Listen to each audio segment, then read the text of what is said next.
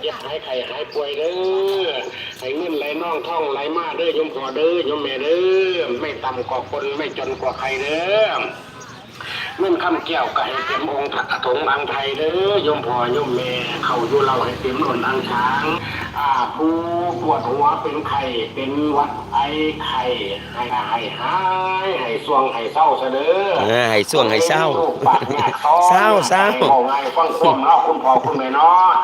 เศร้าซาผู้ซื้อหวยไว้ซะเด้อผู้ซื้อเลขก็ได้เนาะนอนรับก็ให้ได้เงินหมื่นนอนตื่นให้ได้เงินพัน